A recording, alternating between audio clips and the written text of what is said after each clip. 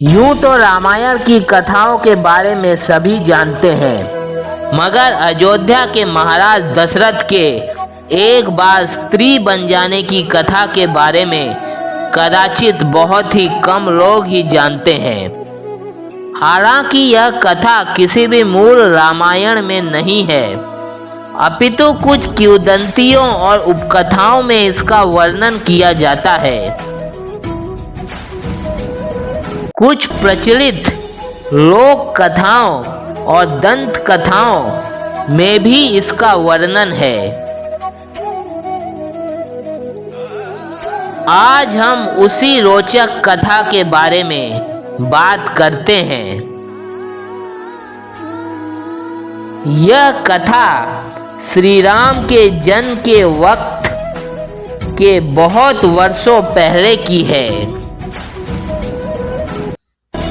महाराज दशरथ उस समय अपनी तीनों महारानियों कौशल्या, कैकेयी और सुमित्रा के साथ सुखपूर्वक अपने राज्य अयोध्या में रह रहे थे और अयोध्या नगरी की प्रजा का पालन कर रहे थे और राज्य का सुचारू रूप से संचालन कर रहे थे। उनके राज्य अयोध्या में सभी सुखपूर्वक रह रहे थे और पूरे राज्य में सुख और समृद्धि थी। कोई भी उस राज्य में दुखी नहीं था। उनके राजकाज में मंत्री सुमंत उनकी मदद कर रहे थे एवं महाराज दशरथ को अपने कुल गुरु वशिष्ठ का मार्गदर्शन प्राप्त था। एक दिन की बात है, महाराज दशरथ अकेले एक घने वन में शिकार करने गए। शिकार की खोज करते करते बहुत देर हो गई, परंतु जब उन्हें कोई भी शिकार नहीं मिला तो वे बहुत थक गए। थक कर वे एक जगह पे अपने घोड़े को पेड़ के पास बांधकर खड़े हो गए। उन्हें प्यास लगी और वे पानी पीने के लिए एक तालाब के पास पहुंचे, जो कि इंद्रलोक की अप्सराओं के स्नान करने के लिए आरक्षित था, जिसका संरक्षण का कार्य ऋषि श्रृंगी करते थे। देवराज इंद्र ने ऋषि श्रृंगी को उस तालाब के संरक्षण का कार्य सौंपा था, ताकि किसी भी अप्सरा को उस तालाब में स्नान करने पर कोई परेशानी का सामना ना करना पड़े और कोई भी अन्य व्यक्ति उस तालाब के पास भी ना फटके। ऋषि श्रृंगी ने उस तालाब की संरक्षण के लिए अपने तपोबल से कुछ ऐसा करके रखा था कि अगर उसमें कोई भी पुरुष नहाए या उस तालाब का पानी पिए तो वह तुरंत स्त्री में बदल जाएगा। बस यही गलती महाराज दशरथ से हो गई। जब महाराज दशरथ को शिकार करते करते प्यास लग गई तो उनकी नजर अचानक उसी तालाब पर पड़ी। उस तालाब पर नजर पड़ते ही महाराज दशरथ ने जाकर उस तालाब का पानी पी लिया और वे तुरंत ही एक सुंदर स्त्री में बदल गए। ऐसे में उन्हें समझ में नहीं आ रहा था कि वे क्या करें। वे अपने राज्य अयोध्या में भी इस हालत में नहीं जा सकते थे, क्योंकि यदि वे ऐसे हालत में अपने राज्य अयोध्या जाते तो उन्हें देखकर सभी कौतूहल में आ जाते। तभी वहां से अंग देश के राजा रोमपाद गुजर रहे थे और उनकी नजर स्त्री बने महाराज दशरथ पर पड़ी।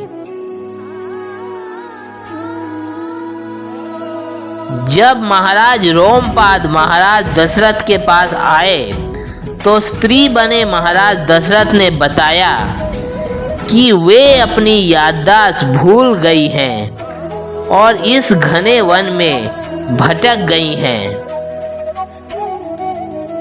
महाराज दशरथ को यह उचित नहीं लगा कि वह सब बात महाराज रोमपाद से कहें, इसलिए उन्होंने ऐसी बात बनाकर महाराज रोमपाद से कही। ऐसे में राजा रोमपाद स्त्री बने महाराज दशरथ को अपने साथ अपने राज्य अंग देश में ले गए। महाराज रोमपाद स्त्री बने महाराज दशरथ की सुंदरता पर मोहित हो गए थे, इसलिए स्त्री बने महाराज दशरथ के मना करने के बावजूद भी उन्होंने महाराज दशरथ के साथ विवाह कर लिया, जिससे आगे जाकर उन्हें शांता नाम की एक पुत्री प्राप्त हुई। हालांकि मूल कथा में यह वर्णन मिलता है कि शांता महाराज दशरथ और महारानी कौशल्या की पुत्री थी, जिन्हें राजा रोमपाद ने अपनी संतान ना होने के कारण महाराज दशरथ और महारानी कौशल्या से गोद लिया था। फिर आगे चलकर उसी कन्या शांता का विवाह महर्षि श्रृंगी के साथ संपन्न होता है। कुछ समय बाद जब महाराज दशरथ कई वर्षों से अयोध्या नहीं लौटे एवं अयोध्या में चर्चा होती है कि महाराज दशरथ कहाँ पर है, तब महाराज दशरथ के गुरु महर्षि वशिष्ठ बहुत चिंतित होते हैं एवं वे महामंत्री आर्य सुमंत को अपने पास बुलाते हैं। महामंत्री सुमंत से वे मंत्रणा करते हैं एवं महामंत्री सुमंत को महाराज दशरथ को ढूंढने के लिए भेजते हैं। जब आर्य सुमंत को पता चलता है कि महाराज दशरथ स्त्री बने हुए अंग देश में रह रहे हैं, तब सुमंत तुरंत अंग देश के लिए रवाना हो जाते हैं।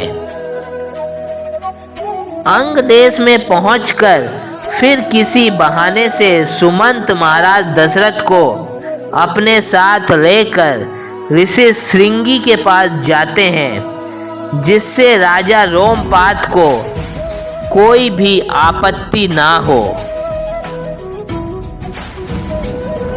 फिर महाराज दशरथ अपने साथ हुए वृत्तांत का सारा वर्णन ऋषि श्रृंगी को करते हैं। सारा वृत्तांत सुनकर ऋषि श्रृंगी अपने तपोबल से अर्थात अपने तप की शक्ति से पुनः महाराज दशरथ को उनका पुरुषार्थ वापस कर देते हैं। अपना पुरुषार्थ वापस पाकर महाराज दशरथ महामंत्री सुमंत के साथ तुरंत अयोध्या लौट आते हैं।